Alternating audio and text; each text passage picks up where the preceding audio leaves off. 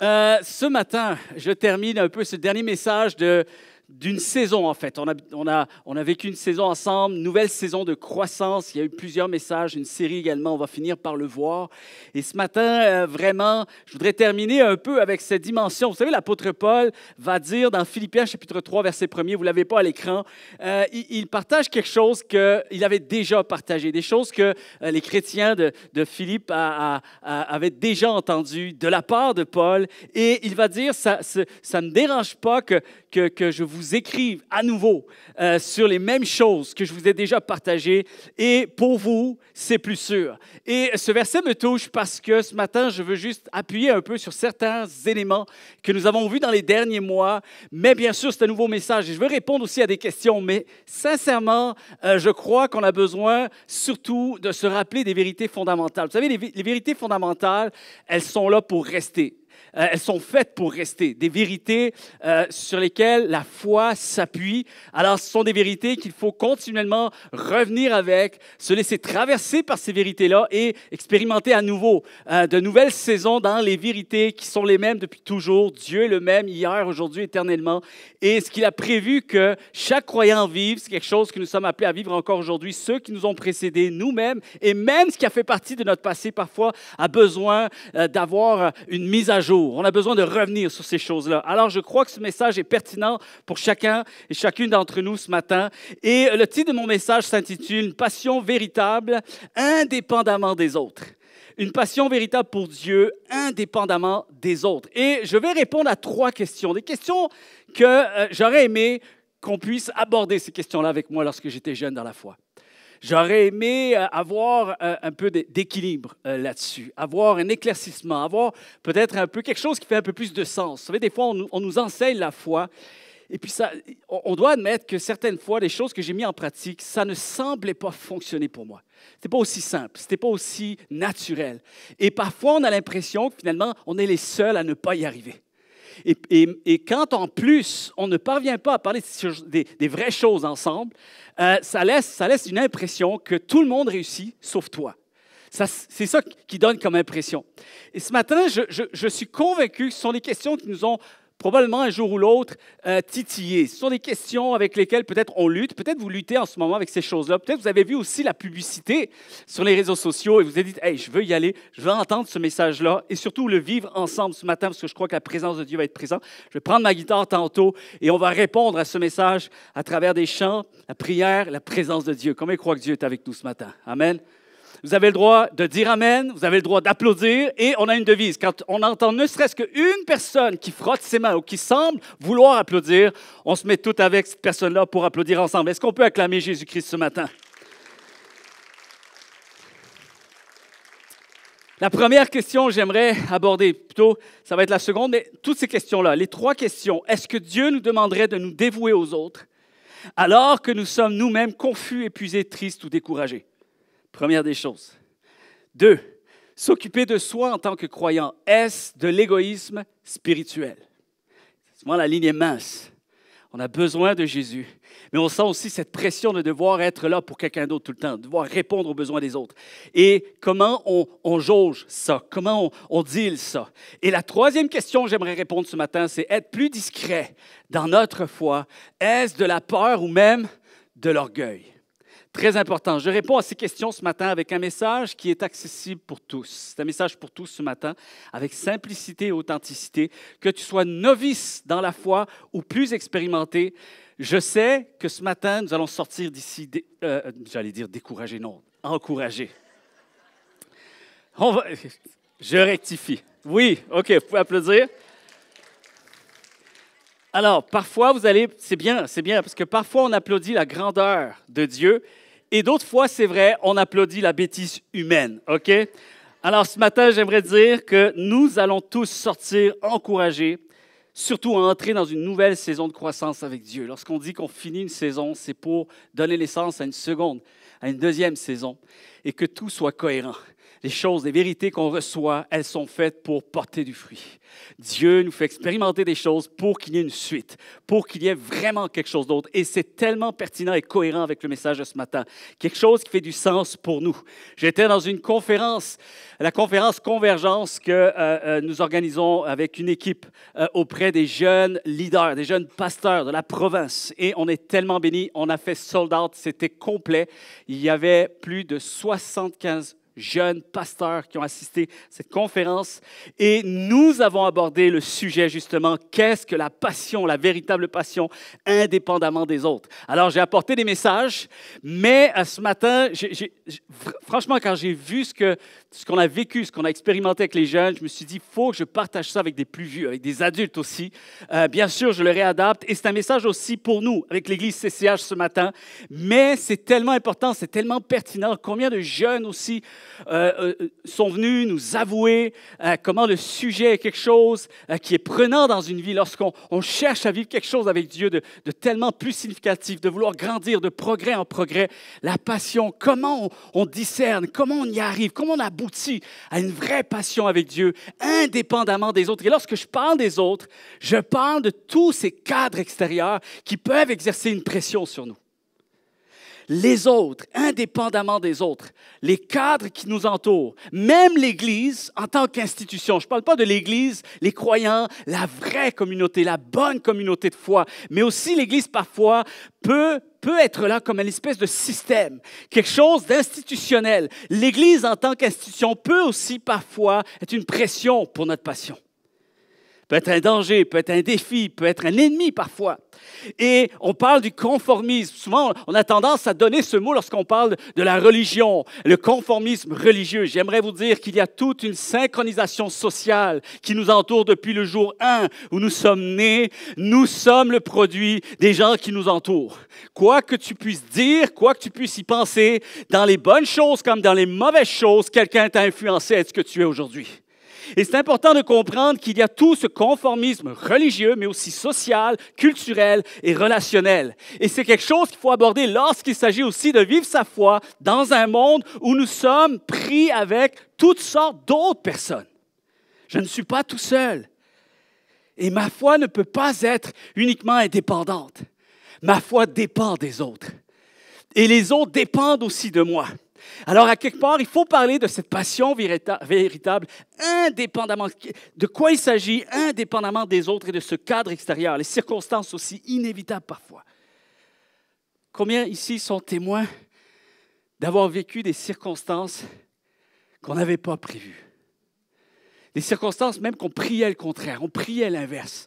Des circonstances inévitables parfois, des responsabilités. C'est bon les responsabilités et on ne peut pas fuir les responsabilités. Nous sommes tous responsables dans ce monde. On a tous une influence à déployer. Et parfois les responsabilités sont bonnes. Il y a des responsabilités qui nous enrichissent, qui nous permettent de rentrer dans notre appel, de pouvoir s'accomplir, des bonnes responsabilités. Moi, je dis à tout le monde ici ce matin, ne fuyez pas les responsabilités parce qu'il y a certainement une meilleure version de vous-même qui vous attend au cœur de ces responsabilités-là. On grandit lorsqu'on est responsable pour quelqu'un d'autre. On grandit lorsqu'on assume quelque chose que oui, je vais porter, je vais faire quelque chose, je vais déterminer et je veux laisser quelque chose pour les autres. Alors, il y a quelque chose qui demeure dans notre accomplissement lorsqu'on parle de responsabilité, mais il y a aussi toutes ces autres responsabilités qui parfois peuvent devenir écrasantes et qui deviennent comme quelque chose où on rentre dans un surmenage, ça peut être difficile, ça peut menacer notre passion, ça peut menacer notre joie de vivre, ça peut menacer notre bien-être de vie. Il y a tout ce fonctionnement environnant, il y a les obligations, parce que parfois il y a les responsabilités qu'on est prêt à affronter. On ne les subit pas, mais il y a certaines responsabilités qu'on va subir. Et il y a toutes les obligations de la vie. Et il y a tous les autres, les gens, la diversité, les différences, les personnalités, les arrière-plans, les contextes, les cultures et les modes de pensée. Toutes ces choses-là font en sorte que nous sommes pris dans un entourage où est-ce qu'il y a aussi tout ce que la foule juge acceptable et tout ce que la foule juge inacceptable. Et toi, parfois, tu te sens comme étant un peu seul au monde à voir un peu les choses différemment et tu sens que être différent serait bien pour toi. Pour certaines circonstances, parfois être différent, tu sens que ça peut faire une bonne chose pour ton accomplissement. Mais voilà, il y a la pression de l'entourage, il y a la pression de la foule majoritaire. Et là, chers amis, il va falloir beaucoup de courage et de foi pour malgré tout choisir de percer et de persévérer pour aller là où nous croyons que nous sommes appelés à s'épanouir au-delà de ce que la foule majoritaire a décidé qu'il soit acceptable ou inacceptable. Tout ce qui exerce une influence sur nos vies, la pression, avec le pouvoir, malheureusement aussi, bien sûr, de s'accomplir, mais le pouvoir aussi de nous éteindre. Le pouvoir de se perdre, le pouvoir de nous affecter, de même nous amener à douter sur nous-mêmes, à nous sous-estimer, à être freinés, à ralentir et à se décourager. Une passion véritable, indépendamment des autres. Est-ce que vous êtes prêts ce matin? Première chose, cette passion, elle demeure une passion pour ma propre vie. C'est vraiment très important. Je sais que j'en ai déjà un petit peu parlé. Je vais juste accentuer, puis je vais peut-être développer un petit peu plus un angle particulier. Ce matin, déjà, la première question que j'aimerais soulever avec vous, c'est s'occuper de soi en tant que croyant. Est-ce de l'égoïsme spirituel? Très important. Matthieu, chapitre 22, versets 37 à 39 dit « Tu aimeras le Seigneur ton Dieu de tout ton cœur, de toute ton âme et de toute ta pensée. C'est le premier et le plus grand commandement. Et voici le second qui lui est semblable. Tu aimeras ton prochain comme toi-même. » Il y a des gens qui disent avec beaucoup de conviction ce matin. Toi-même. Toi-même. Dans les deux cas ici, je ne veux pas tourner autour du pot. Dans les deux cas, je l'ai déjà mentionné, mais je vais aller plus loin ce matin. Dans les deux cas, c'est de nous dont il s'agit. Dans les deux cas. Que ce soit quelque chose que nous sommes appelés à recevoir personnellement et même les choses que nous sommes appelés à déployer pour les autres, il s'agit de nous dans les deux cas. Et il s'agira toujours de nous avant tout. C'est là que les Écritures nous partagent que tout ce que nous allons être en mesure de pouvoir donner comme influence autour de nous, ça va dépendre de ce que nous allons vivre, nous. Avant tout, par-dessus tout. Il s'agit, nous constituons la source principale et l'élément moteur de tout ce que Dieu va pouvoir être en mesure de faire à travers nous. Amen. Alors tu reçois, tu vis l'amour de Dieu, tu le reçois, tu vis l'amour de Dieu pour toi-même. Et ensuite, ça c'est la méthode de Dieu, ça c'est le fonctionnement, c'est le mécanisme, c'est comme ça que Dieu a conçu les choses. C'est le génie de Dieu, mais c'est aussi comme ça qu'on doit entrer. C'est le véhicule qui fonctionne ainsi. C'est que tu reçois et tu vis l'amour de Dieu et ensuite tu en deviens un témoignage. Vous êtes là? Ensuite, tu en deviens un témoignage. Ce n'est jamais au détriment de ce que tu continueras à être réellement et continueras à vivre en toi. Ça ne sera jamais au détriment de ce qui continue à être réel et vivre en toi. Et j'aimerais vous dire que merci Seigneur que ce soit ainsi. Merci Seigneur que Dieu a conçu la foi de cette manière-là. Pourquoi? Parce que finalement, ça devient accessible à tous. Amen. C'est accessible, ça devient plus simple à la limite, j'aimerais vous dire. Malgré qu'il y a des défis, même lorsqu'on a la foi, même lorsque nous croyons en Dieu, même lorsque nous savons que Dieu est avec nous, les défis sont là pareil, mais tout devient un peu plus ouvert, un peu plus simple, un peu plus accessible. Les perspectives diffèrent, les perspectives changent. Finalement, ça devient possible que la foi se vive avec une vraie authenticité. Quelque chose de réel, c'est vrai. La foi, c'est réel et c'est vrai parce qu'elle est personnelle, parce qu'elle est authentique, parce qu'elle est transparente, parce qu'elle se vit avec notre vulnérabilité. Et par conséquent, vu qu'il s'agit de ma vie, ça va me poursuivre jusqu'à la fin de mes jours. Ça veut dire que la foi va demeurer durable. Amen. Quelque chose de durable. La foi peut entrer dans quelque chose où vraiment il y a une pertinence durable. Et c'est comme ça que l'on peut parler non seulement de découvrir le cœur de Dieu, mais de resplendir d'une foi vivante. Avant les besoins des autres, ça passe par ta propre vie. Avant les besoins des autres, parfois c'est pendant aussi, mais jamais que tu pourras donner aux autres ce que tu n'as pas. Jamais. C'est ton cœur. C'est le message de ton cœur. C'est le déploiement de ton cœur. C'est le rayonnement de ce que tu vis, de ce que tu sais, de ce que tu as compris, de ce que tu saisis. La foi, c'est une question de conviction. La foi vient de ce qu'on entend vient de la parole de Dieu. La foi, c'est tout d'abord connaître quelque chose pour soi-même. Et quand il y a une révélation pour soi, c'est plus facile de pouvoir le communiquer à d'autres. Parfois, on n'a pas besoin de le communiquer, parfois juste de l'inspirer. C'est déjà suffisant. Il ne s'agit pas d'égoïsme spirituel, chers amis, mais plutôt d'un principe logique. Tu ne peux pas donner ce que tu n'as pas. Et parfois, malheureusement, la ligne est mince. La ligne est très mince. Parce qu'on s'impose de devoir donner. Parce que la Bible aussi dit, puis il y a tout cet entourage religieux, ce que la foule juge acceptable, inacceptable. Souvent, on est pris avec cette pression de devoir faire de l'autre comme quelqu'un de plus important que nous. Et c'est vrai qu'il faut aussi voir l'autre ainsi. Il faut aimer l'autre, il faut aimer notre prochain. Mais la ligne est mince entre le moment où tu en donnes moins et tu ne te sens pas bien avec ça. Tu te sens condamné même spirituellement, tu sens comme un jugement. Même sans que personne te parle, tu sens vraiment comme le religieux en toi qui se réveille. Et c'est tellement compliqué à gérer cette dimension-là, que je crois que c'est important de pouvoir s'entretenir autour d'un message comme ça, que tout le monde l'entende. Et je vous encourage aussi à communiquer un peu la suite de ce message ensemble, voir un peu comment moi j'ai perçu ce message-là, comment on en discute ensemble, comment on interagit, comment on échange, afin que justement ça soit de plus en plus salutaire pour chacune de nos vies et que nous soyons le plus possible dans l'équilibre spirituel que Dieu a désigné pour notre vie. Quelqu'un devrait dire Amen. Venir à Dieu pour nos propres aspirations, c'est ça le but de Dieu. Ce que nous rêvons de vivre, nos combats même, nos combats, je vais les vivre avec Dieu, mais c'est mes combats. C'est de moi dont il s'agit. Si j'ai des luttes, je vais pas commencer à mettre le doigt ou la pression sur quelqu'un d'autre. Je vais parler de ce qui est réel pour moi aussi. Et lorsque j'essaye d'encourager quelqu'un, je parle d'un encouragement qui a été bénéfique pour moi aussi. Alors, je parle même de mes combats, de mes fardeaux, de mes luttes et de mes besoins qui me sont absolument significatifs.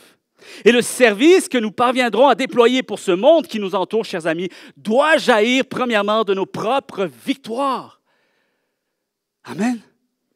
De nos propres victoires, de nos expériences personnelles et d'un cœur aligné avec un Dieu que nous avons vu agir dans notre vie et que nous savons être présent toujours pour nous. Et quand tu te mets à parler de ce Dieu-là que tu vis réellement pour toi, il y a quelque chose qui se passe et Dieu l'utilise. Cette dimension-là, Dieu l'utilise. Et Dieu honore cette dimension-là. Amen. Dans Actes 3, verset 6, c'est Pierre qui l'a si bien dit, alors qu'il se retrouve devant le temple avec un homme qui est en besoin et qui fait appel à Pierre pour qu'il puisse recevoir quelque chose de lui. Il y a cette phrase, au-delà même du contexte, on va sortir du contexte, mais comprenez bien qu'il y a un enrichissement, un enseignement tellement riche à travers cette réponse que Pierre a donnée à cet homme. Il s'approche de lui, il le regarde bien en face, le regard pointé sur lui, il lui dit ceci, « Je n'ai ni or ni argent, mon ami, mais ce que j'ai, je te le donne. » OK, écoutez bien ceci. Pierre aurait pu dire ceci, « Ce que j'ai reçu et ce que j'ai vu Dieu accomplir en moi, voilà ce que je peux te donner aujourd'hui. Voilà ce que je peux même croire pour toi. » Il y avait la foi pour cet homme. Pourquoi? Parce qu'il avait expérimenté aussi ce que Dieu a pu faire dans la sienne. Il sait, Pierre, ce que c'est que de passer d'un avant à un après. Il sait ce que c'est, Pierre, que d'avoir vu les faiblesses se transformer en force. Il sait aussi ce que Pierre a vécu lorsqu'il avait renié 3 fois Jésus-Christ, en étant même conscient, et Jésus l'avait averti, « Tu vas le faire. » « Mais non, je ne vais jamais le faire. Et même si tu ne me l'avais pas dit, je ne l'aurais pas fait. Mais là, tu me dis, c'est sûr, je ne vais pas le faire. » Et il l'a fait pareil. Et Pierre a connu les ténèbres de sa nature humaine. Il a connu les ténèbres du péché qui nous habite. Et malgré tout, il est là comme un témoignage de ce que la grâce de Dieu peut faire encore aujourd'hui. Là où le péché a abondé, la grâce peut surabonder. Il a vu des malades être guéris. Oui, amen. Ce que j'ai reçu et ce que j'ai vu Dieu accomplir avec moi, voilà ce que je peux ensuite croire pour toi et porter pour les autres. Et ma réponse à l'appel de Dieu, lorsqu'on parle de servir Dieu, ma réponse au service pour Dieu passe par le témoignage que Dieu a accompli dans mon cœur, a laissé dans mon cœur, a crevassé mon cœur. Il y a une marque indélébile. Mon cœur est cicatrisé de la bonté de Dieu. Et je parle de ce que je connais, mes pensées, mes prières. Dieu a changé mes pensées. Dieu a pris soin de mon état intérieur. Dieu a pris soin de ma vie, de mes besoins. Mes prières ont été répondues. Je sais aussi comment lutter maintenant, aujourd'hui, avec Dieu parce que je sais à quel point Dieu est fidèle. Mes besoins, mes préoccupations et mon quotidien, en réalité, toutes ces choses, ma réponse à l'appel de Dieu et ce que je peux redonner à quelqu'un, c'est ce qui a traversé ma propre vie. Et c'est là que Dieu nous appelle, nous façonne et nous donne un feu nouveau. Et c'est là que Dieu peut nous envoyer plus loin encore. Amen. Plus loin. Plus tu chemines, plus tu vas loin. Plus tu chemines avec Dieu, plus tu vas loin. Un célèbre évangéliste, à la fin des années 1800, a enseigné un jour à des étudiants d'école biblique qui sont dans un moment même de prière. Et avant de commencer à prier, il va donner un enseignement, un conseil qui était avant-gardiste à l'époque parce qu'il y avait toute cette fameuse pensée religieuse, où on s'oublie soi-même, pense aux autres en premier. Et lui, il a tout changé et ça a été un homme que Dieu a utilisé. Et il a dit ceci, si j'ai 15 minutes pour prier, si on a 15 minutes pour prier aujourd'hui, j'en consacrerai 8 minutes pour moi et j'en laisserai 7 minutes pour les autres. Plus pour moi et un peu moins pour les autres. Car c'est en prenant le temps de me fortifier en Dieu que mes prières pour les autres deviennent alors véritablement efficaces. J'ai beaucoup voyagé du fait que ma famille se trouve en Europe. J'ai été aussi à travers le ministère pendant les dernières années, lorsque j'ai fait des albums de musique, tout ça, j'ai été invité à plusieurs endroits. Et à plusieurs reprises, j'ai dû prendre le taxi. Vous avez pris le taxi probablement au moins une fois dans votre vie.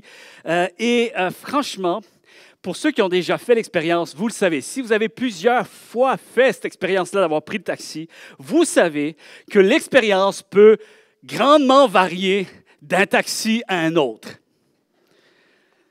Et parfois, tu rentres dans des taxis, sincèrement, tu ne veux plus en sortir. Tu te dis, tu donnes ta destination, finalement, tu lui fais à croire que tu t'es trompé, puis tu rallonges le trajet tellement que tu es bien, tu veux juste rester. Tu es dans un véhicule qui est impeccable, qui est propre, qui sent bon, qui est parfumé. Un conducteur, c'est comme le conducteur des conducteurs qui inspire confiance, qui est accueillant, qui est joyeux, qui est calme et qui est soucieux surtout de t'offrir le meilleur service. Et peut-être tu as déjà connu ces taxis-là. Mais en revanche, parfois, tu rentres dans un taxi, wow, puis le clash, il est assez intense. Surtout à Paris. Excusez pour ceux qui sont parisiens, peut-être il y a des gens qui entendent, mais sincèrement, j'ai traversé Paris plusieurs fois. Et puis, je ne sais pas ce qui se passe avec Paris, mais des fois, les chauffeurs de taxi, tu as le goût de dire, fais d'autres choses. Fais d'autres choses dans la vie. Fais d'autres choses. Parce que parfois, tu rentres dans des véhicules, c'est extraordinaire, c'est Alice au pays des merveilles. Et puis d'autres fois, c'est des vraies poubelles, OK? Et c'est incroyable parce que tu as vraiment l'impression que tout a été délaissé. Il n'y a personne là-dedans. Tu te demandes même s'il y a un chauffeur, OK? C'est comme des semaines, des mois, tu sens là, que tu es dans quelque chose qui n'a pas roulé depuis longtemps. Ou bref, il y a un truc qui ne va pas. Et tu sens surtout que tu es en présence d'un chauffeur de taxi qui subit son travail. Tu le sens que c'est pénible pour lui. Et en fait, tu sens tellement que c'est pénible pour lui que ça devient pénible pour tout le monde. Est-ce que vous êtes là? Ça devient pénible pour lui, c'est pénible pour lui, ça devient pénible pour moi. Tu sens qu'il y a une indifférence. Tu sens aussi que l'inconfort s'installe, les sentiments d'inconfort, tu ne sais pas trop. C'est un échange, c'est vraiment délicat. C'est une espèce de malaise qui est là. Puis tu as surtout des rapports tendus. Et tout le monde finit par subir quelque chose. Est-ce que vous êtes là ce matin? J'aimerais vous dire que l'état du véhicule et l'attitude d'un chauffeur ont un lien direct avec la qualité de l'expérience offerte aux passagers. Automatiquement. Le passager, pense-y en second. Parce que si tu passes en premier, si tu fais tout ce qu'il faut pour penser à comment tu peux être le meilleur chauffeur, le meilleur conducteur, offrir le meilleur véhicule, t'inquiète pas, le passager va en subir des bénéfices, va en recevoir des bénéfices. Et c'est comme ça un peu qu'on doit prendre le fameux Matthieu 22 où ça dit « Aime-toi en premier, passe en premier. » Et tu verras que le premier commandement va devenir le second. En fait, le second est aussi semblable que le premier. Parce que c'est interrelié. Il n'y a pas de différence. Parce que tu passes vraiment... Moi, je suis content qu'il y ait premier et second. C'est comme ton prochain. Ça dit, tout ce que vous faites, faites-le de bon cœur, comme pour le Seigneur et non pour des hommes. C'est fou, parce que c'est vrai que ça dit, la Bible dit que tu dois aimer ton prochain. Tu dois même qu'il soit plus important que toi encore. Mais la réalité, c'est que tu vas être en mesure de le faire avec un état naturel. C'est par passion que tu vas le faire et non pas par contrainte. Et c'est là que tu comprends que ton prochain, c'est le deuxième plus grand commandement. Et même si ça dit qu'il est semblable au premier, il est aussi important que le premier, c'est quand même important de comprendre que Jésus a dit, mais il y en a un deuxième. Il y a un premier et un deuxième. Et le premier, c'est toi en premier, toi. Et le deuxième, c'est en fonction de toi aussi. Et c'est tellement extraordinaire parce que c'est bien que ça soit dit ainsi, qu'il vienne en deuxième après le premier, parce que le premier donne automatiquement naissance au second. Si tu as un cœur pour Dieu, écoute bien, si tu as un cœur pour Dieu, tu auras un cœur pour les autres. Parce que Dieu a un cœur pour les autres. Donc, si tu reçois ce même Dieu-là, tu vas avoir son cœur qui va devenir le tien. En échange, je te donne mon cœur, tu me donnes le tien.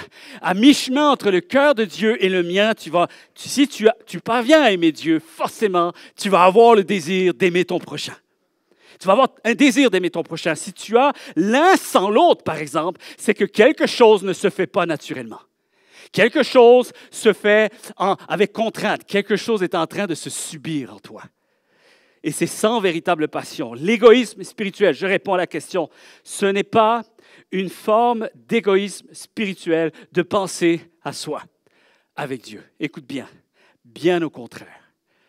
Retiens bien cette phrase, je l'ai déjà dit, mais c'est bon que tu la réentendes ce matin. S'occuper de soi est un don de soi. Vous êtes là? Voilà comment tu mets à mort la pensée religieuse, cette pression extérieure qui te dit « tu es égoïste spirituellement ». La ligne est mince, je comprends, et on ne réglera pas tout avec un seul message. Mais je veux quand même que tu saches une chose, que lorsque tu prends soin de toi, tu es en train aussi d'être préoccupé par les autres. S'occuper de soi, c'est un don de soi. Pourquoi? Parce que je m'occupe de moi-même avec Dieu, mais pas n'importe comment. Je le fais avec une réelle intention de servir en arrière.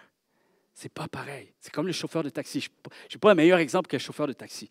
Tu le sais que le but de ton travail, c'est de porter des gens.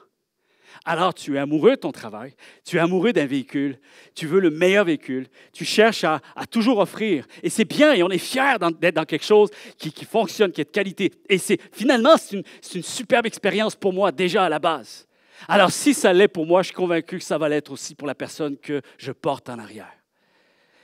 Et parfois, tu es même dans des taxis, tu n'as pas besoin qu'on jase, tu n'as pas besoin que le gars renchérisse quoi que ce soit. Tout est parfait, tout est impeccable. Tu as presque le goût de lui dire merci, tu ne sais même pas comment il s'appelle, tu ne sais même pas ce qu'il a fait, mais tu sais qu'il a fait en sorte que tu reçoives les meilleurs services et que ça devienne une expérience absolument gratifiante et extraordinaire. Et tu cherches même, moi, il y avait un taxi à un moment donné, j'ai dit, écoutez, moi, quelquefois, je risque de venir, il m'a donné son numéro personnel. Parce que ce taxi-là, l'expérience que j'ai vécue, j'ai pu même me reposer, c'était reposant entre deux aéroports. C'est fou comment je cherchais les autres fois à retrouver cette expérience-là. Quelqu'un qui m'a bien conduit, avec une réelle intention de servir derrière, d'être pleinement utile entre les mains de Dieu. C'est mon véhicule, la foi. Ma foi, c'est le véhicule que Dieu va utiliser pour porter les autres. Alors, c'est normal que je puisse prendre soin de moi spirituellement sans me dire à tout bout de champ « Ah, c'est pas bien », comme si je sentais que Dieu m'en voulait parce que je ne suis pas en train d'être préoccupé tout d'abord par les autres, alors que j'ai besoin moi-même d'avancer avec Dieu et de m'améliorer, de progresser avec Dieu. Et moi, je fais ces choses-là. Je prends soin de ma foi précisément en vue de mieux aimer. De mieux aimer, mieux servir et de pouvoir servir les autres, les besoins des autres avec une foi authentique, une foi non pas religieuse, une foi où je ne vais pas me sentir mal, je vais être bien avec moi-même, je donne ce que j'ai, je ne prétends pas donner ce que je n'ai pas, je donne ce que j'ai et c'est là que ma foi devient triomphante. C'est à travers ta propre expérience de foi que tu pourras prier même avec force. C'est quand tu expérimentes Dieu pour toi, va prier pour les autres. Tu vas voir la différence. Parce que tu parles et tu pries en connaissance de cause. Je parlais tantôt avec Colette. On parlait de la prière. Elle me partageait un témoignage qui, quand on prie, on voit des choses. Hein, ils ont demandé à des gens d'aller avec eux pour prier spécifiquement à un endroit parce qu'ils veulent que Dieu se manifeste à cet endroit-là. C'est tellement beau, mais ça, force est de constater que quand même, c'est une génération qui nous a précédés, qui expérimente la prière de cette façon-là. Et on continue, je vois ces gens-là continuer à prier. Pourquoi? Parce qu'ils ont des histoires de prières répondues. Et les prières répondues d'hier nourrissent les prières que nous continuons à vouloir faire. Parce que nous savons que nous allons rendre le meilleur service aux autres, parce que nous avons vécu ce service que Dieu nous a rendu tout d'abord pour nous-mêmes. C'est avec notre propre expérience de foi que je prie avec plus de force, plus de conviction, que je parle aussi avec foi et d'être le meilleur soutien. Je suis un meilleur soutien lorsque je prends soin de ma propre foi, une plus grande source de bénédiction, un véritable réconfort pour les cœurs affligés et un rayonnement de la présence de Dieu autour de moi, même au-delà de ce que je vais dire. Combien le croient? Là, vous avez manqué une méchante occasion de remercier Dieu et d'applaudir le Seigneur. Vraiment.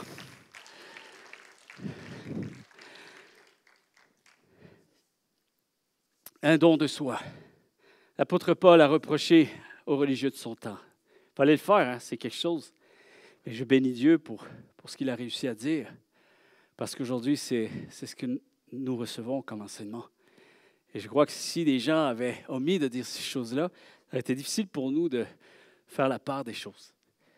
Et l'apôtre Paul, dans Romains chapitre 2, verset 21, va dire « Vous demandez aux autres ce que vous ne faites pas vous-même. » Et en fait, il était en train de dénoncer l'hypocrisie. Il était en train de dire, mais vous mettez de la pression, comme si les gens devaient s'attendre à ce que Dieu ne soit pas autant fier d'eux qu'il le devrait. Et qu'en fait, c'est vous que Dieu reproche en faisant ça. Parce que vous mettez un poids et un fardeau sur les autres que vous n'arrivez même pas vous-même à porter. C'est fou. Et c'était déjà le dilemme d'une foi religieuse à l'époque. Et on pouvait glisser très vite. Et l'apôtre Paul, si vous regardez ses écrits, il est toujours en train de s'assurer qu'on se tient toujours au bon endroit. Parce que la ligne est mince et les paroles doivent se répéter, les enseignements doivent se redire. Parfois même, il fait un voyage, il revient. Mais qu'est-ce qui s'est passé ici? Puis il fallait tout recommencer, il fallait réenseigner les choses. Et il faut des mises à jour. Il faut un reset de ce côté-là. C'est très important parce que c'est en étant habité par une passion véritable pour Dieu que nous pouvons croire que Dieu va nous utiliser. C'est en étant transformé par l'œuvre de son esprit en nous, ce que son esprit fait naître en nous. C'est là que ça devient tangible, lorsqu'il s'agit de redonner une part de Dieu, ma part de Dieu aux autres. C'est lorsque tu réalises tout ce que son amour a reconstruit en toi, lorsque tu te laisses reconstruire par l'amour de Dieu, son réconfort, ses promesses et son œuvre de fidélité. Nous serons en mesure de porter les autres quand nous apprendrons à nous laisser porter par Dieu, parce que le vrai service naît d'un cœur qui est en paix avec Dieu. Amen. En paix avec Dieu, en progression. Moi-même, je progresse. Moi-même, je continue. Moi-même, je réalise que j'ai encore besoin de Dieu. J'ai encore besoin de sa grâce. Je suis encore en chemin. Je suis en quête de Dieu. Et là, excusez-moi, ça peut choquer, mais pensez ce que vous voulez. Mais personnellement, la seule chose que je contrôle dans ma vie, c'est d'être en quête de Dieu pour moi-même. C'est tout ce que je contrôle. On applaudit, mais je ne suis pas sûr. En quête de Dieu pour soi, en quête de Dieu en nous, Dieu en moi. Et finalement, automatiquement, naturellement, de plus en plus, de mieux en mieux, je suis en quête de Dieu, ce même Dieu qui agira à travers moi. Amen. La deuxième question, est-ce que Dieu nous demanderait de nous dévouer aux autres alors que nous sommes nous-mêmes confus, épuisés, tristes ou découragés? OK, je vais aller très vite et c'est très, très simple. On va juste rebondir sur la première vérité. Vous allez voir, on prend juste un angle, on fait juste une rotation, une petite rotation et on va dans une autre direction. On y est? Deuxième point, on ne rend service à personne. On ne rend service à personne. Je m'explique. Franchement, les amis, vous connaissez Dieu? Vous connaissez Dieu? Moindrement, tu connais Dieu, moindrement. Tu sais que tu n'as rien mérité pour. Tu le sais. Tu le sais que tu reviens de loin. Et tu remercies Dieu de ce qu'il avait déjà accompli dans sa totalité avant que tu arrives. Tu remercies Dieu pour le total accomplissement qui a été déployé à la croix, l'œuvre de la croix. Merci Seigneur. Je vais te dire une chose. Quel genre de Dieu serait-il s'il nous imposait de nous dévouer aux autres, écoute bien, alors que nous sommes nous-mêmes confus, épuisés, vides, tristes et découragés? Quel genre de Dieu serait-il? Ce n'est certainement pas le Dieu de la Bible. Alors, si tu crois à la définition d'un Dieu comme celui-ci, je suis convaincu que tu vas avoir beaucoup de difficultés à lire les Écritures. Parce que les Écritures témoignent que Dieu est amour. Et que la chose que tu dois comprendre, c'est que Dieu n'est pas ce Dieu cruel et insensé. Ça serait illogique, insensé. Parce que ce n'est pas ainsi que Jésus a agi. Lorsque tu regardes dans les Écritures, tu vois comment Jésus agissait. C'est important de voir les évangiles, le Nouveau Testament et même comment l'œuvre de Dieu a poursuivi après avec les disciples à travers les actes des apôtres et même ce que Paul enseigne sur la grâce de Dieu. Paul n'a presque fait que ça, enseigner sur la grâce de Dieu. Et par le fait même, en plate-bande, il y avait la progression spirituelle. La grâce de Dieu va te donner une progression spirituelle. Mais ça passe par la grâce de Dieu. Et tu vois Jésus-Christ, comment il a agi. Il a toujours commencé par inviter chacun et chacune à venir à lui pour être tout d'abord secouru, aimé, pardonné, consolé, relevé, fortifié, avant de les appeler à le suivre et ensuite changer le monde. Et lorsque tu vois même que des hommes comme l'apôtre Paul, qui est en plein service, qui est reconnu pour être représentant de ce que Dieu fait à travers sa vie, il y a des moments tellement extraordinaires où on sent que cet homme a besoin de venir dans la présence de Dieu pour lui-même, pour ses douleurs, pour ses difficultés. Seigneur, est-il possible que tu puisses intervenir dans cette situation-là? Et malgré tout, Dieu parfois disait oui et parfois Dieu disait ma grâce te suffit. Et peu importe, lorsque Paul repartait, il repartait non pas avec le silence de Dieu pour sa vie, il repartait avec encore le témoignage de sa fidélité pour lui et je continue à déverser Dieu pour ce qu'il est pour ma propre vie. Quelqu'un devrait dire Amen. Et c'est tellement extraordinaire lorsqu'on saisit ça. Venez à moi, vous tous qui êtes fatigués et chargés, et je vous donnerai du repos. Le repos en premier, la paix en premier, la paix de Dieu, chers amis. La présence de Dieu, le Saint-Esprit de Dieu pour notre vie en premier, avant tout, par-dessus tout, pour toujours. Tu expérimentes le repos pour toi et ensuite tu en deviens le plus beau témoignage du repos de Dieu pour les autres. Nous devenons alors les meilleurs dispensateurs de sa grâce, les meilleurs ambassadeurs, les fameuses pierres vivantes. Pierre vivante, ça ne sert à rien d'être une pierre s'il n'y a pas la vie en toi. Je porte la vie, je rayonne la vie autour de moi. Un rayonnement débordant. Dieu ne nous pousse jamais à nous sacrifier pour les autres au détriment de notre propre histoire, au détriment de notre propre destinée. Jamais. Vous ne voyez jamais ça dans les Écritures. L'amour de Dieu ne se manifeste pas d'abord dans le devoir. Souvent, on est forts, les chrétiens, pour mettre l'accent sur le devoir, le sacrifice. Alors que Jésus a mis d'abord l'accent sur la restauration et la paix intérieure. La véritable passion. Une passion débordante. Je te donne de ce qui déborde chez moi. De ce qui a vraiment pris place, de ce que Jésus est réel. Jésus n'a jamais voulu que ses disciples jouent un rôle religieux sans en comprendre le sens profond. Jamais. Jamais. Vous connaissez ce fameux passage dans un des Star Wars, une série de films. Là. Il y en a un, c'est Finn, le personnage Finn. À un moment donné, lui, il prend un otage. Il prend une fille en otage, puis il doit passer, il doit traverser. Là, il fait à croire qu'il est dans le bon camp. Puis, bref, il faut qu'il passe incognito. Et puis là, il dit, là, tu vas jouer le rôle de l'otage, hein, comme il faut. Comme il faut. Et là, ils s'en vont. Et puis, pendant qu'ils traversent, il dit, OK, ça va, calme-toi, tout va bien aller. Calme-toi, sois pas effrayé, n'aie pas peur, tout va bien aller. Puis là, la fille dit, arrête un peu. Non, calme-toi. Dit, mais arrête un peu, moi je suis calme. Il dit, mais c'est pas à toi que je parlais, c'est à moi.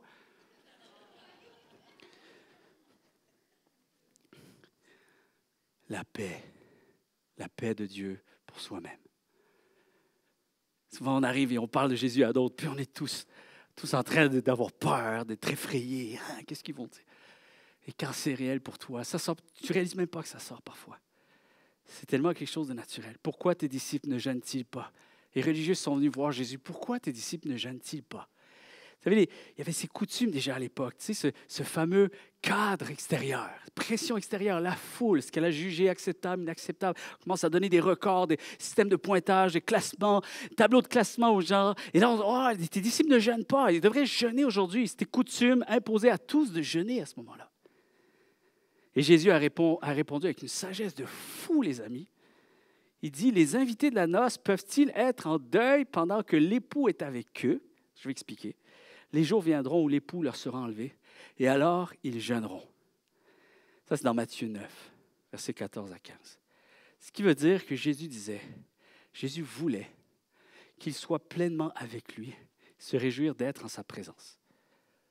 En fait, Jésus est en train de dire, d'abord, ils vont recevoir profondément quelque chose de moi avant d'entrer dans une discipline quelconque. Vous êtes là?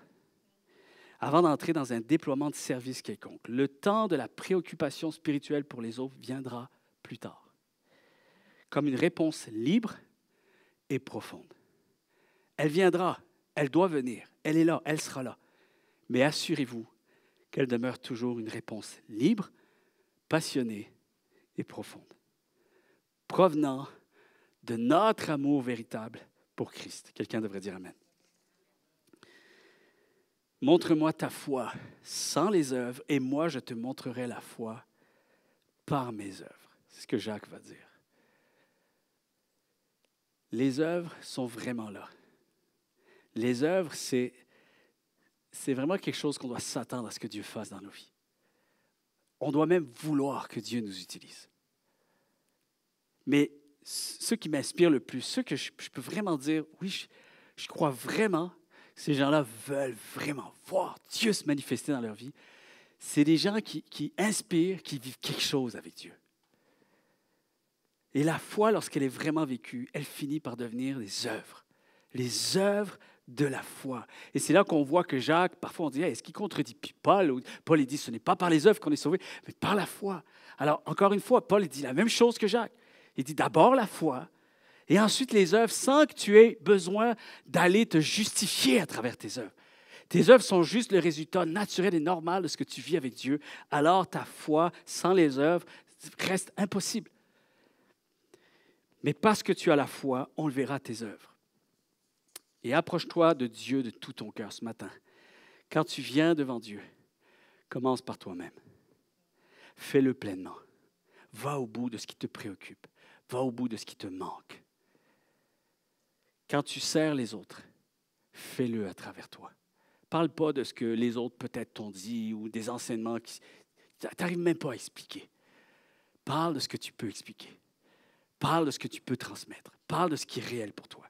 Prends le temps de t'adresser à Dieu aussi, avec sincérité, pour tes propres besoins, pour tes luttes intérieures, pour tes craintes à toi, pour tes préoccupations, même tes questionnements, tes incompréhensions. Cherche à comprendre.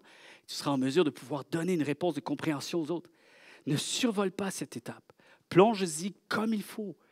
Affronte ta propre vie et développe cette habitude d'adresser en premier tes aspirations, tes besoins, ton cœur, tes prières, ce qui te préoccupe le plus. Quelqu'un devrait dire Amen. Et j'aimerais me dire à quelqu'un, même ne te presse pas, parce que c'est presque pareil, c'est que tu vas devoir le vivre jusqu'à la fin de tes jours. Ne regarde pas cette étape comme si c'est quelque chose que tu dois cocher, puis qu'après on passe à d'autres choses. Tu ne passeras jamais à d'autres choses. Ça sera toujours là que ça va se passer. C'est toujours là que ça va se passer. C'est pour ça que tu vas donner quelque chose à ton prochain, mais toujours en fonction de toi-même. Alors, c'est là la vie chrétienne. Elle est là. C'est tout ce que tu contrôles. C'est tout ce que tu vas pouvoir décider. Tu ne peux forcer personne à croire comme tu crois. Jamais personne ne le fera parce que tu as eu une force de persuasion. Tu ne sauveras personne. Mais Dieu t'utilisera parce que c'est réel pour toi, parce que tu seras utile entre ses mains, parce que Dieu comptera vraiment pour toi. Et c'est tout ce que tu contrôles, que Dieu reste au cœur et au centre de ta vie. Un pasteur a mentionné un jour qu'il priait 6 heures par jour. Je ne sais pas si j'ai déjà mentionné, 6 heures par jour. Et là, il y avait un journaliste qui dit 6 heures? Hein? C'est beaucoup, tu sais. C'est beaucoup 6 heures, tu sais. Mais comment ça se fait? Pourquoi avez-vous besoin, ça c'était la question, pourquoi avez-vous besoin de prier 6 heures par jour? Et le pasteur répond, parce que mon Église est immense.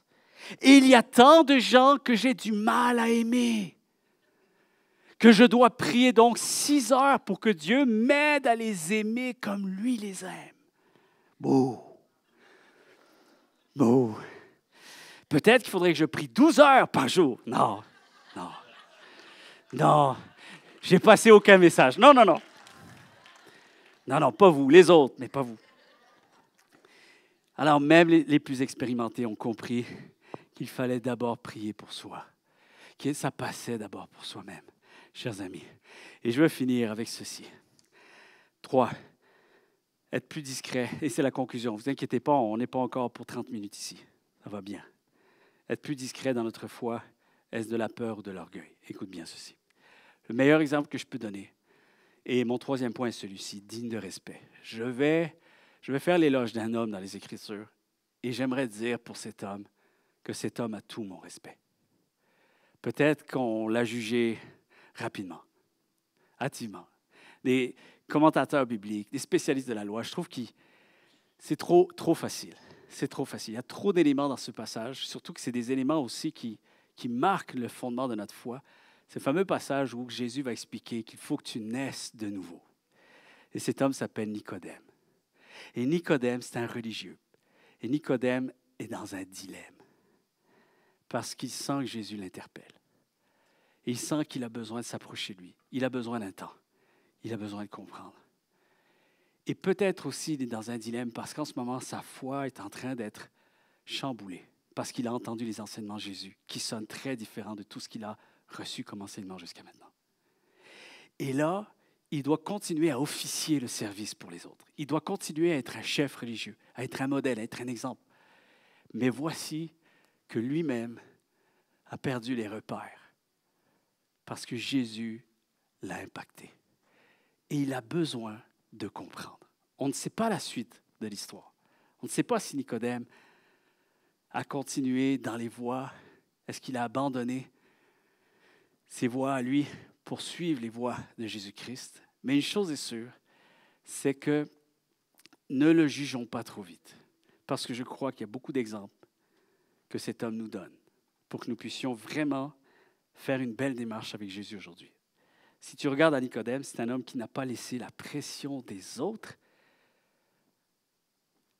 l'empêcher de vivre ce dont il avait profondément besoin pour lui-même.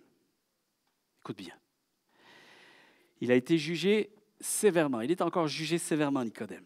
Hâtivement, on le juge très rapidement. Parce que certains des commentateurs bibliques disent qu'il est venu de nuit.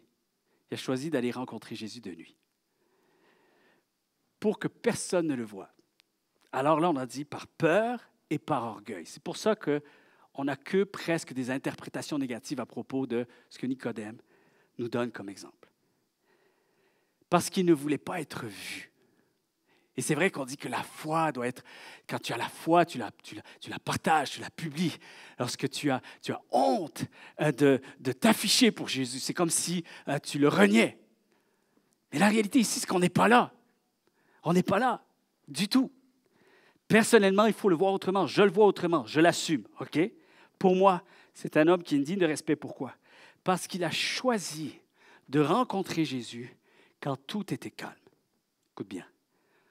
Loin des regards, loin des opinions et loin de la pression extérieure. Et la beauté, c'est que Jésus ne l'a pas repoussé. Il n'a pas jugé cet homme. Il l'a accueilli et au contraire, il l'a même béni. Et ce moment nocturne, discret, est peut-être le seul espace où Nicodème pouvait être entièrement vrai. Je vais dire les mots que j'ai besoin de dire. J'ai besoin de poser des questions, j'ai besoin de poser. Et je n'ai pas envie de limiter mon approche parce que je suis influencé par ce que quelqu'un va me voir faire ou entendre ce que je vais dire. Et c'est là que ça devient tellement extraordinaire. Il y a peut-être des gens qui vont dire, des fois on est jugé par les gens, et puis on est aussi jugé par les chrétiens. Les chrétiens jugent les chrétiens. C'est la vie, c'est comme ça. Les non-chrétiens jugent les chrétiens, et les chrétiens jugent les chrétiens. Alors, c'est dur d'être chrétien, non, je plaisante. Parfois, il faut s'éloigner du bruit et s'isoler pour se disposer au meilleur. L'important, c'est d'offrir le meilleur à Dieu. Il voulait offrir le meilleur échange. Et je crois que Nicodème savait que Jésus méritait cet honneur. Je ne veux pas y aller en n'étant pas moi-même. Et je crois que Jésus savait qu'il recevait vraiment le vrai Nicodème devant lui. Pour ce qu'il avait besoin de vivre pour lui. Il n'a pas choisi la nuit par lâcheté, mais pour préserver la pureté de sa démarche. Il voulait un échange réel, pur, personnel, sincère et puissant. Et chers amis, il l'a eu. Il l'a eu. Ce que la suite en dit, ça n'a même pas appartenu à Jésus. Ce que la personne a choisi d'en faire, ça reste, on est tous responsables de nos choix. Mais Jésus l'a accueilli. Et Jésus lui a donné toutes les réponses que cet homme a besoin d'entendre. Peut-être avait-il besoin, avant toute chose, d'être solidement établi dans son cœur pour pouvoir servir Dieu ensuite avec une vérité plus profonde et plus ancrée dans ce qu'il était appelé à croire déjà pour lui-même et surtout aussi, par le fait même, transmettre aux autres. Peut-être qu'il avait le souci de dire, je ne peux pas retourner devant les autres avec cette foi qui vacille en ce moment. Ou est-ce que les assises, les repères sont bousculés? Comment je vais officier demain, après-demain? Je ne peux pas. J'ai trop de questions. Et il faut que j'aille voir cet homme. Il faut que je rétablisse quelque chose dans mon discours intérieur. C'est tellement extraordinaire lorsqu'on le voit comme ça, chers amis, parce qu'on est tous capables de s'identifier. Combien le croient? On est tous capables de s'identifier. Parfois, tu vas prendre soin de toi-même. Tu vas le faire, tu vas quitter les autres. Tu vas juste comme penser à toi, mais tu penses aux autres. Parce que tu sais que tu veux pouvoir transmettre aux autres quelque chose qui fait plus de sens pour toi. Ce qui est certain, c'est que prendre un moment pour soi en premier ouvre toujours la voie à une suite plus juste, plus forte et plus bénéfique pour les autres que nous servons et qui nous entourent. Combien le croient?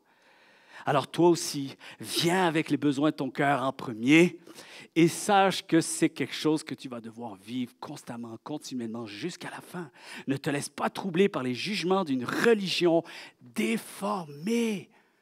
Quand ça sonne trop déformé, arrête-toi un instant et pense à reformer un peu les choses en toi pour que ça fasse un peu plus de sens et que tu sois en mesure d'être un meilleur exemple, un meilleur repère, un meilleur guide. Il y a un homme qui disait, comment pourrais-je? Est-ce que tu comprends ce que tu lis? Il y avait un homme qui lisait les Écritures, est-ce que tu comprends ce que tu lis? Et cet homme a dit, comment le saurais-je, comment le pourrais-je si personne ne me guide?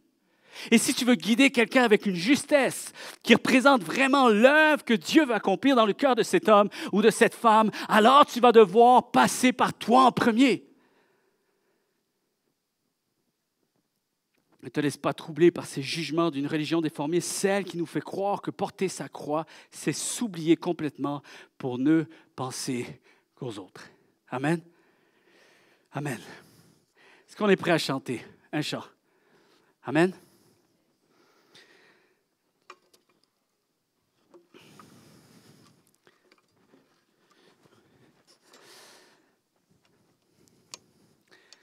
C'est technique ce matin. On a un professionnel dans la salle, M. Alain, qui est de retour au son ce matin. Est-ce qu'on peut l'accueillir chaleureusement ce matin?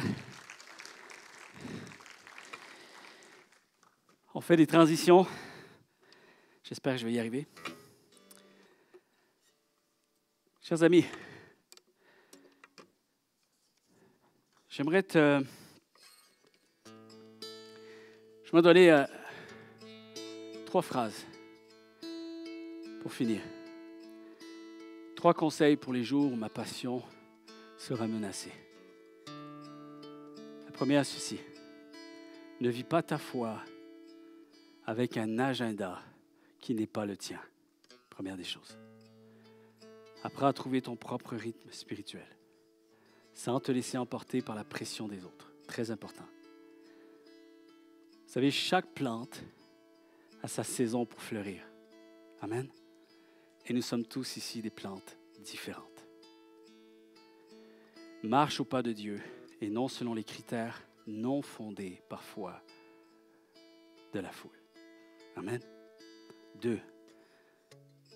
Ne laisse personne te pousser à courir avant que tu ne sois prêt déjà à marcher. Parce que Dieu a écrit une histoire unique pour toi. Ce n'est pas parce que le chemin de quelqu'un d'autre semble plus rapide, plus élogieux en apparence, que le tien est faux, pas important ou même pas glorieux. Est-ce que tu le crois ce matin? Amen. C'est ta propre histoire. Apprends des autres, mais ne te compare pas à eux. Laisse-toi inspirer par les autres. Tu as besoin des autres. Tu as besoin d'une passion véritable, personnelle, et tu as aussi besoin d'une communauté de foi. Mais apprends à te laisser inspirer par cette communauté. Apprends même à être une belle influence pour cette communauté, mais ne te laisse pas te décourager par la comparaison, par la pression que certains ou certaines pourraient vouloir t'imposer. Et 3, la foi met en lumière que Jésus offre un repos, ne l'oublie jamais, et non un fardeau supplémentaire. Amen. C'est le Jésus que je connais. C'est le Jésus que je souhaite que tu connaisses ce matin. Est-ce qu'on peut se lever tous ensemble?